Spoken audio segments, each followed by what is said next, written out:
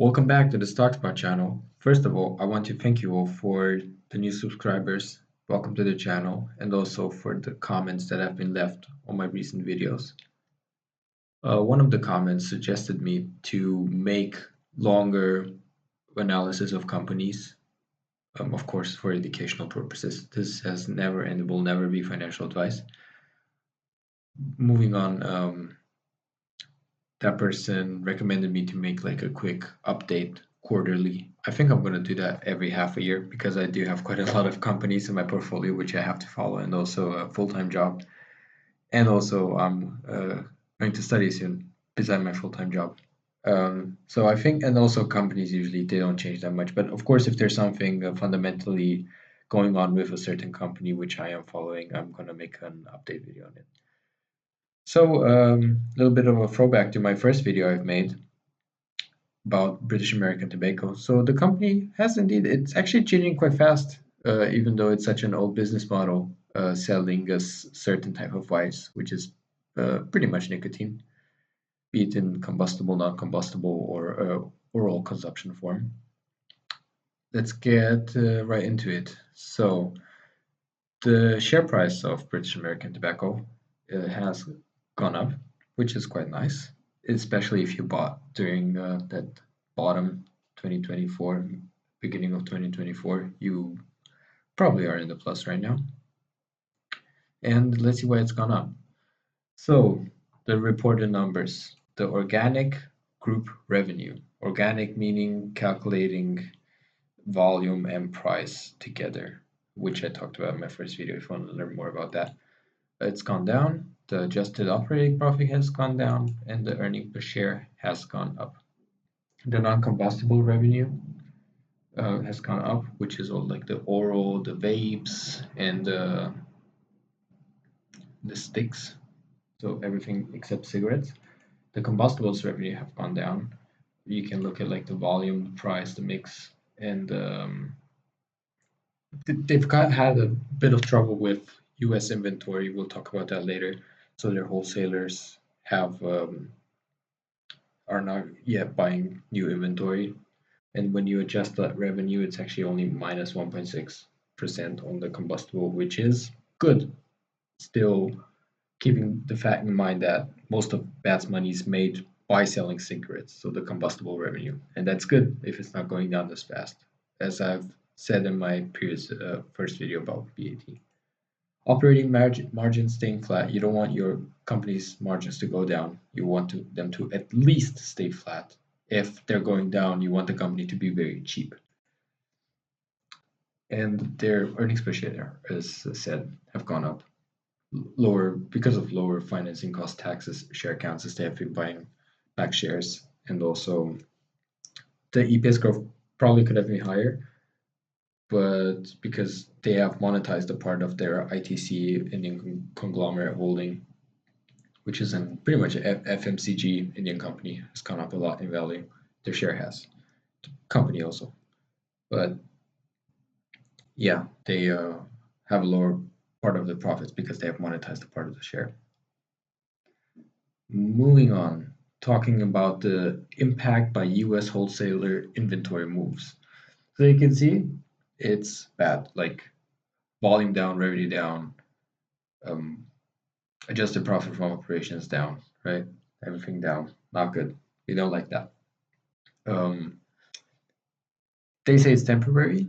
I also do believe it's temporary. Of course, you can never be sure. You're not management. You don't have that much insight. You don't have anyone on the board, especially as a small shareholder. That's why you never want to own that much of your portfolio into a company, except if you can buy yourself a board seat, then maybe you can risk a lot of your money, but otherwise I wouldn't. But for the group in general, everything is quite alright when adjusted for US inventory. So volumes going down, revenue staying flat, but the profit going up, which is kind of the whole thesis here with this company. Moving on, so if you break up this graph, kind of confusing if you've haven't looked at many. So let's look at it like step by step. So the profit, earnings per share have gone up. What is also important? They have sold. They have gone out of the Russian Belarusian market, which is I don't really want to talk about politics and morals, but for BAT as a company from an economic standpoint, of course, that is bad because a lot of people in Belarus and Russia they smoke for a lot, and yeah, those people like smoking, and it's kind of bad for BAT. But due to political geopolitical reasons, they had to step off the market. But anyways, they'll be fine. So this is their profit half year 2023 compared to this second quarter half year. It's gone up 1.3%. But if you calculate in forex differences, it actually gone down. As especially right now with the interest rates in America and whatever's going on, there's a quite a forex FX headwind. But as interest rates go down in America, other foreign currencies should go up in value, so that will also be sold over time. And usually, over the long term, FX headwinds they kind of balance themselves out. Usually, with most companies, especially with FMCG companies. All right, looking at the first part of the company, of the first pie piece of the company, so combustibles, right? Combustibles, rest of the world, like Africa, Middle East, Asia going up, more people smoking, America going down, which has been last half year they went down 7.5%. This 8.5 adjusted for the inventory uh, shenanigans going on. Not shenanigans. It's just part of the cycle of any company or any industry. You can kind of see it right now in the lithium industry as well. But anyways, staying on the BAT topic. So America going down, but in general, the shares, volume share, value share, it's quite okay. Volume going up a bit, value going down a bit. What I also trying to tell you here, you also gotta look like when looking at these presentations, you gotta try to understand what is the company trying to tell me? What is like their golden piece of the pie? And what maybe they're also trying to hide by implying some things very often. Um, so commercial plans pretty much marketing and trying to sell more of their products through marketing activities. So they're trying to tell you, hey, we've done some marketing, we've done commercial plans, and they're looking good, and it's probably going to be good in a good second half year, right? Moving on to the vaping. So the vaping is gone down a bit, the market share. You can see kind of the English speaking markets, they're vaping less of uses products, but there's also other reasons why they're vaping less. We'll talk about that in a second. All the other markets are doing quite well. And also they have some in Asia, Asia Pacific markets. They have some expansion products and expansion pilot expansion project going in Indonesia and also South Korea and New Zealand. They're apparently working on expanding their market share there. What is a big problem for BAT and also Philip Morris and also Ultra and also Imperial brands? There's a problem with illicit vapes. But now America, as of recently, 2023, they have end of 2023, they have started to crack down on these illicit vapes, which is very good for us because we don't want those illicit vape producers and also wholesalers to take away our share of the market. We do not want that. We want the Louisiana Vapor Directory to create a monopoly for us because BAT is spending money on research, is spending money on having this product being produced safe from good suppliers, having good and safe and clean logistics, right? Or supply chain. That's what I meant to say. And if there's some guy making it illicitly in his basement or whatever he's making, it doesn't matter. He puts some harmful chemicals in it, but he can make it so much cheaper and like some young adults, let's say young adults, they don't care. They're maybe more price sensitive, and they have the choice of choosing between illicit and legal. And legal might be a bit more expensive due to higher quality standards, but also maybe because of profit margins. But anyways, that's bad. And we want to get those illicit vapes completely out the market. They need to be gone so Views can gain more market share. And we can see what they're showing is the volume versus pre-enforcement has gone up. So in the states where they have this new directory overwatching the illicit vape activity and cracking down on those illicit vapes, the volumes are actually increasing. So in the future, when all the states are going to have this implemented and maybe even other parts of the world except America, the market share of Views is going to go further up. Moving on to heated combustibles. Um, they have released a new product, the Glow Hyper Pro. Unfortunately, the volume shares have gone down, but what they're showing here is okay, so they're showing that the volume shares has gone down, but they're showing me that some markets are growing. And they're also showing me this new product, which looks quite cool. I use it, by the way. Why are they showing me this? Well, they're showing you this because they're trying to tell you, hey, this product is good. It's good. The consumers like it. It has a little screen and a rotating button up top, which like shows you what's going on with the screen. You can see all the different screen variations and also the display. Sorry, the little display showing you what's going on with the vape, like the standard mode, boost mode, or when you just close it. Oh, it also shows you how long this the combustible, the heat tobacco stick is heating and how long you still have this of your smoking experience. And on premium, high quality, appealing design, taste, like all the Italian, Polish, and Japanese consumer, they enjoy it. So what they're trying to say is their product is nice and market share is going up since they have released this product in December 2023, meaning it seems as if this product might be a great success compared to ICOS, which ICOS is really a stud, you could say. It's hard to deal with, big competitor. But the Hyper Pro, the Glow Hyper Pro, is showing good success. Now moving on, so we have gone to like combustible, vape, now to heated products. So going like from bad to better, and now to the best, right? The best is the modern oral category, which is really, really good. So modern oral, the revenue is growing like crazy. It's growing faster than your taxi driver's favorite tech stock, right? 28.4% revenue CAGR. And as you can see, so the vapor is like growing kind of, and then heated products are having some trouble, but they released a new Hyper Pro, it's probably going to go up or at least not go down so much, right? Then they'll crack down on the illicit markets or vapor, so they'll grow more. And but if you look at the modern oral, it's growing fast, 48.7%, right? Growing. Why is it growing? Well, look at the old packaging for this, right? The old packaging is boring. And now look at the new packaging, better packaging. Volume share going up, June volume share going up, half year revenue nationally, so US, going doubling, so over double, right? And what have they done? So they have revigorized the design and the appearance, the appeal of the Velo brand.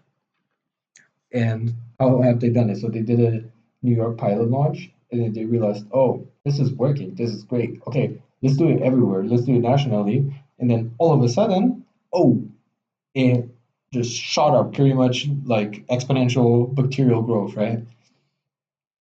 I must say, I must talk it out a little because it is growing very fast. There is a great demand for these modern oral products, but also Zyn, their main competitor from Philip Morris, has had some problems with fulfilling market demand, so that's also why it's growing so fast.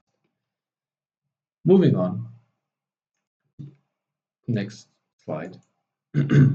So they're gaining volume share of the total oral market, but also gaining some volume share of the modern oral market. But as you can see, they're still competing with Zyn and some few other brands.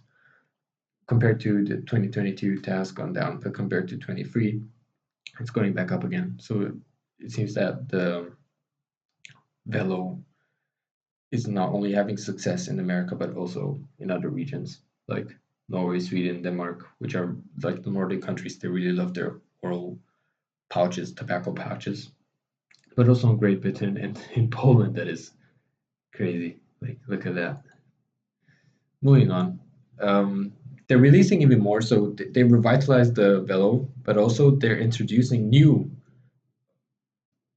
pouches. So the Grizzly Modern Oral, they had some traditional Grizzly pouches, but now they're releasing Modern Oral for Grizzly, and also they're releasing new Velo types of pouches.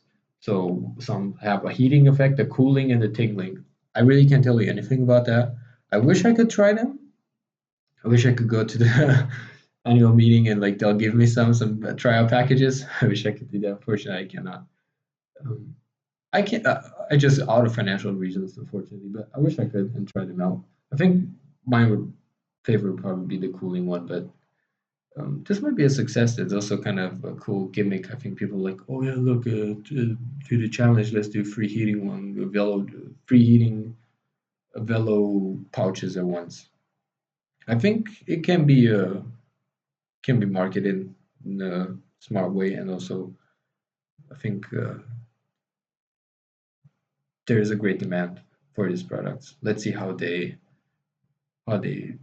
match up to the market to the demand, and also what I said before, the Zins like having supply shortage and BT stepping up and trying to fulfill that demand.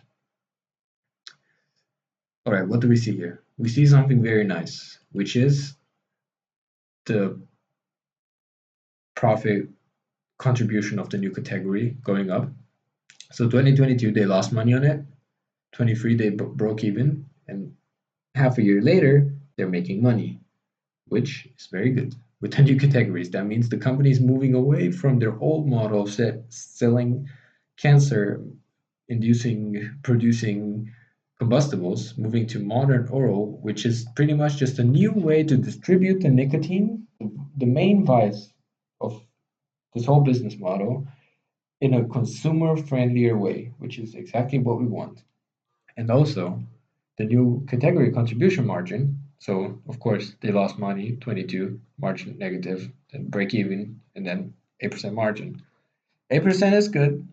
It's nothing compared to the combustible market where they make like 30, 40, 50% margin depending on where you are. But it's 8% and it's growing fast.